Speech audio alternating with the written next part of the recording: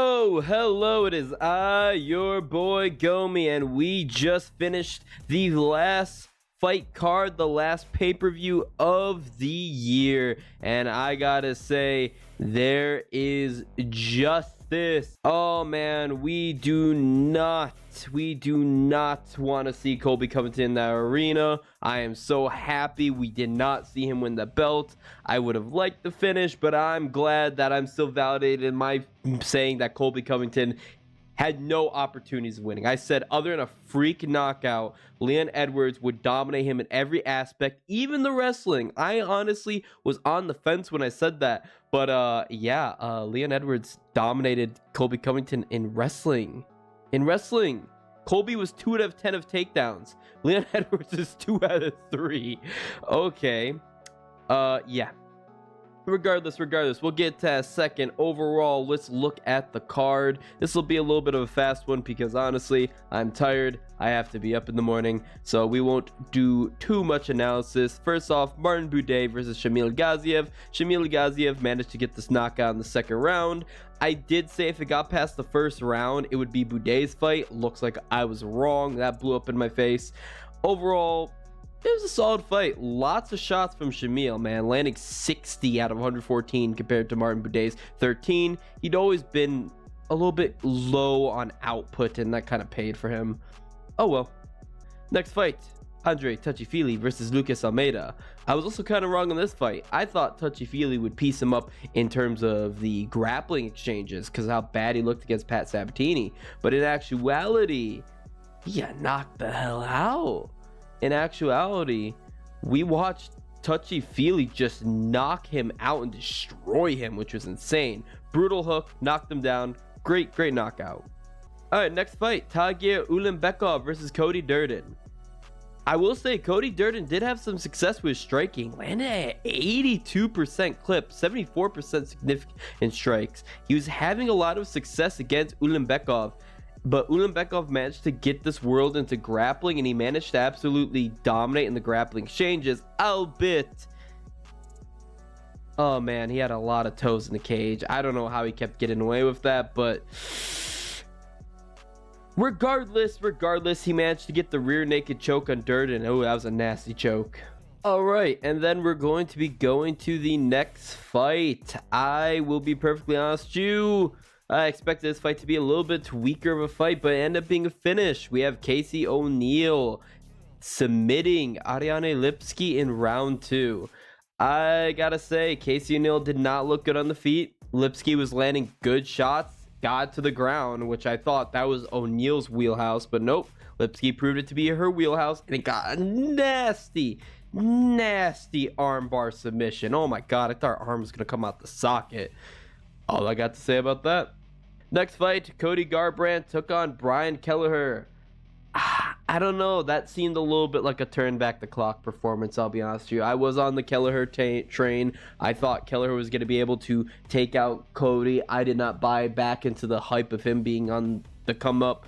But to be fair, he was looking solid. Some really good leg kicks from Kelleher, really hurting Cody Garbrandt. Probably if he was able to get on those more, he probably could have did better. But ultimately, Cody was just too fast. His hand speed was on point. He wasn't fighting like a big blithering dumbass. He wasn't going in with extended combinations and throwing haymakers. He was smart, intelligent, high speed, and I blame that loss for Kelleher with that awful haircut. I would like to formally apologize. I was right. Arena Aldana decision. I got that right. That's what I picked. But I'd like to apologize because that was a freaking amazing fight. That was an absolutely excellent fight. Fight of the night. One of the best women's MMA fights of all time, and probably like a top 20 fight, to be honest with you. That was fantastic. Just on the feet the whole time. You had Arena Aldana boxing, exclusive boxing, because Rosa took out her legs, and Aldana was landing jabs for days, brutal strikes to the body, just hand-eye coordination on point, while Rosa was destroying Aldana's leg. I don't know how she stood. At some point, she just had to have gone numb, lost all feeling in her leg, and said, all right, either I knock her out and keep moving forward, or I lose my leg. I don't care. It was a beautifully brutal fight. I loved every second of it. Aldana she threw 308 strikes. Rosa landed 350 strikes. Rosa landed 204 strikes. Aldana landed 145 strikes in a 3-round fight. I'm shocked it went to decision. People are going to look at this fight. They're going to see, oh, first fight in the card that went to decision. Of course, the women's MMA fight, but they're not going to watch it. They're not going to know, oh, this was fight of the night. This was an amazing fight. 2 warriors. I wish we saw Aldana have that performance against Amanda Nunes, but oh well, we saw a beautiful performance. That was amazing. Aldana got the nod. Man, that was good. Next fight is going to be Alonzo Menifield versus Dustin Jacoby. Menifield actually won a decision. I do feel his poor decision making that I've criticized him for came out, but he looked a lot cleaner. He looked a lot leaner as well too. One of the main things I will say though is Dustin Jacoby, he seemed to be the better striker, but only barely. Meanwhile, Alonzo Menifield kind of like closed that gap in striking. Keep in mind, it was not a large gap, with just power, just way more power. He was landing one shot, Jacoby was getting dropped. Honestly, it all came down to that last round. Dustin Jacoby, I think, won the first round. Menifield won the second round, but then it came down to it. He got dropped once, Dustin Jacoby, and then he focused too heavily on clinching him because he never fully recovered. He never fully recovered from that punch, which is why he clinched him from the whole time, because commentary and us were all saying, like, why is he not breaking this clinch? He needs to break this clinch to be able to get the W over Menifield. But the reason is because once he broke the clinch, we saw he was still rocked, which is just a testament to Menifield's power. I'm impressed with Menifield. Like I said, I do like his power. I like his physique. I like a lot of things about Menifield. I just didn't like his decision making, but he has showed good decision making in this. For the most part, good decision making, but he could have did it a little bit better. But honestly, if he just keeps working on that, I think he has the physicality and skills to be able to be a problem in the light heavyweight division. But yep. And now we're on to the main card. Holy shit. I told y'all Emmett had it, and I hoped Emmett would flatline KO him, but I felt like he was probably going to get a decision. But oh god, nope. Well, I hoped came to pass. But damn. God damn. I knew. I don't know why we were placing so much faith in a short notice Bryce Mitchell, who I said he struggled with power punchers with a grappling background, like Ilia Topuria. And I said Emmett was just a worse Ilia Topuria, but he just had way more power. Mitchell on short notice could not handle one strike. There were 2 strikes thrown by Josh Emmett. He landed only one of them. Oh, sorry. I was looking at Bryce Mitchell. He didn't land any strikes. But no, Emmett literally landed 2 strikes. One strike was nothing. I don't even remember it. And one punch just KO'd him. He collapsed. He was seizing and convulsing. That's a potential career ender, to be honest with you. And we saw how Bryce Mitchell wanted to retire after he lost to Ilia Topuria. Oh God, what is he gonna be like after this crushing defeat? I don't know why we placed any stock in Bryce Mitchell in that aspect. I knew Josh M was going to take him out, but not like that. Not like that. Brutal. Best knockout of the night. One of the best knockouts of the year. What I wanted came to pass with this fight as well. Tony Ferguson lost a low volume, kind of boring decision to Paddy Pimblett. Paddy Pimblett beat him up for a good bit of the first round and second round, but then he completely gassed out. I was shocked. He absolutely gassed out in the third round. I was like, Paddy doesn't look right. He's dead, which is bizarre. I feel like it's probably because Tony busted his nose of one solid punch he had, or one elbow on the ground perchance, that busted open Paddy's nose, and he just never was able to like get a good breath back. But for the most part, he was landing more shots. He's pretty accurate overall. 64% significant strike accuracy out of 106 strikes. He was a lot more cleaner and measured, and Tony was just slow and old. Tony did not look like he belonged in there at all. He had some chances at the end, but that's just because Paddy was gassed. But overall, it was a horrible fight for Tony Ferguson, and he's tied for the longest losing streak in the UFC, up there with BJ Penn and Sam Alvey. Sam Alvey at least won a title in karate combat, but yeah, Paddy Pimblett, I don't think he goes much further, honestly. I don't think he goes much further. He's been looking worse and worse, honestly, the higher competition he's been going up against. And Tony Ferguson is not elite level competition anymore, and he barely won that fight. Meh. Please, Tony, retire. Please, please, please. Dana White talked about it in the post-fight press conference, and please just cut him. Cut him. Just cut him and Tony retire. Cut him and Tony retire, please. I don't want to see his man get beat up anymore. And if he goes, they're not gonna book him like a Mark Madsen, like someone suggested. I think Patty suggested. They're gonna book him against Dober. They're gonna book him against Frivola. I think he's safe from Benoit Saint Denis though. He's safe from Benoit.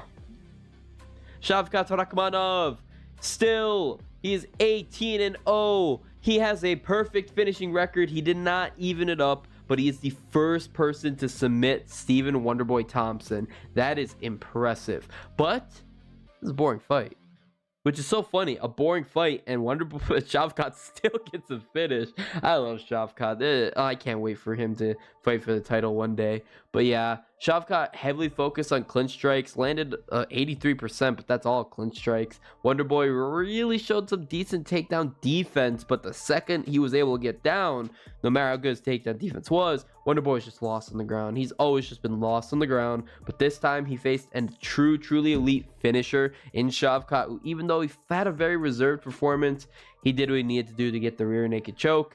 I'm just happy, though, we didn't see Wonderboy just go out and get flatlined, and he still made it somewhat competitive.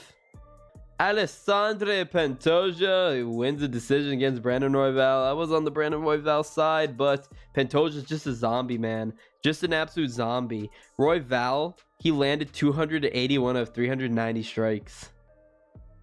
Pantoja only landed 126. It's mainly submission attempts, ground control, but also I feel like Pantoja had more power. Royval only really landed a lot in the final round. He was like landing his jab. His jab was on point. He was landing jab after jab after jab, but ultimately Pantoja was just stronger and better in the grappling aspect. Not a finish, not the exciting fight I really expected it was. And I love Pantoja. After a fight, he's like, yeah, that was a boring fight, guys. And then Rogan's like, it wasn't that boring. He's like, nah, that was boring. That was a shit fight.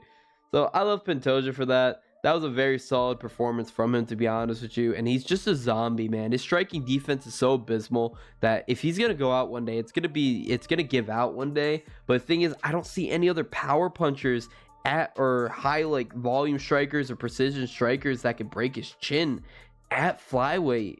To be honest with you, now that Figueiredo's gone, like other contenders is like a Manel Kopp, Muhammad Makayev, or Amir Albazi, and they're all wrestlers. I don't think they're going to be able to take on Pantoja, to be honest with you. I can see Pantoja holding his belt for a while, but there's going to be a power puncher like a Karkar France I could see, but he's not going to, it's going to be hard for him to work his way back up. But a Karkar France, I could see him cracking Royval and taking him out, but I think Royval has the better cardio to win. Regardless, Brandon Royval wins by decision. Okay, fight. Not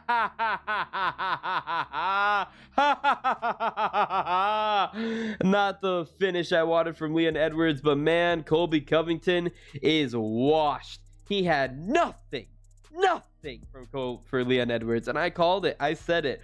Leon Edwards beat him from break to bell in every aspect. Only really Colby Covington winning really the last round, but just pathetic showing from Colby. Pathetic. He deserved to lose after what he said. I don't fly with that. You can't say something about someone's father. That hit home to me, to be honest with you. I don't care if Leon Edwards' dad wasn't the best person, to be honest with you. Let him rest. Let him rest. I get it. Was he the best person? No. But that's the thing. A boy lost his father at a young age, and now you're just here talking shit about his dad. Screw you. Screw Colby Covington. Washed. Third title defense, and he lost, and he didn't look like anything. Reason being is Colby Covington was not ready for Leon Edwards' swapping stances. He really wanted to focus on him in southpaw, and he wanted to focus on body kicks, opposite stances. Every time he would try to do that, Leon Edwards would mirror his stance, and he would land a shot to the leg to say, hey, I'm better than you in the stance. Every time Colby Covington would try to engage with a very sloppy engagement, Leon Edwards would crack him with a shot today. Remember, I'm the better striker. And then he wanted to prove a point being the better grappler, because guess what? At this fight, like, Colby, like, on paper is still the better grappler, but what actually has occurred? Who took down Kamaru Usman? First person to ever do it. Leon Edwards had control time. Who was the person who took down Colby Covington twice? Leon Edwards. Colby Covington landed 2 takedowns at 10. Leon Edwards landed 2 takedowns at 3. He landed more significant strikes at a lower clip. He was just a far accurate, more dangerous striker, landed good shots. Was it the most exciting fight? No, it really wasn't. But I think that was because, like, Colby Covington, I feel, did get in his head, but instead of wanting to finish him, I feel like he really wanted to, like, prove that he was better him in all aspects. I really think that if there wasn't that trash talk, I think Leon could have probably got maybe a finish. He did come pretty close with 2 submission attempts that were pretty solid. That armbar and that, I believe it was a Darce choke, were very solid submission attempts that he had on Colby Covington. Just wasn't able to get it because Colby did have good submission defense, but Leon Edwards had his back. He landed shots. He was pelting him, destroyed his leg. Nothing. That was just an absolute masterclass performance from Leon Edwards, and I hope that we're done with Colby Covington. Get him out of here. He doesn't deserve to fight for a title again. I said he didn't deserve to fight for a title. I'm just happy he got shut down. And where are all y'all Colby fans at? I'll say it. Colby Covington sucks. Overrated. Where are the Colby fans at? You could attack me all you want. I don't care. I'm gonna title this video Colby Sucks and you could attack me. But yes, Leon Rocky Edwards got it done. He is the welterweight champion. He has 2 title defenses. He is the first British champion to defend on American soil, and let's freaking go. Colby is always going to be remembered as a guy who got 3 title defenses and 3 title shots and didn't get a single one. But yes, that is going to be the card. It was a pretty weak card, to be honest with you, just because the co-main and main didn't end in a finish, and the Paddy versus Tony fight sucked. The Wonderboy Shavkat fight was poopy at the beginning. Emmett versus Mitchell was highlight of the night, and also Dricus versus Strickland was highlight of the night. I'm rooting for Dricus so bad. But yes, overall, it's an okay card. I want to give a 6, but just because Colby got absolutely bitched on, I'm going to give it a 7. But make no mistake, it was a pretty weak card to end out the year, but it's just good ending the year knowing that justice prevailed. It is so good that knowing that bum didn't get a W, and the fact that he is saying, oh, I won the fight. I won rounds 3, 4, and 5. I'll give you round 5 being generous. But yes, that is it. Your boy Gomi is out. That's the last card of the year. I'm probably going to do some recaps and maybe talk about my favorite fights, favorite events of the year. But yes, we're done. This has been quite the year. This is my first full year of doing it. I started towards the end of last year, but now this is my first full year doing UFC commentary. And I thank every single person who's watched my videos. I thank everyone who's liked, everyone out there who's been following me along this journey, and it means quite a lot. I did a whole year of UFC pay-per-views and fight nights. Once again, this has been your boy Gomi, closing out on the last pay-per-view of the night, last pay-per-view of the year. Why'd I say night? Bye-bye.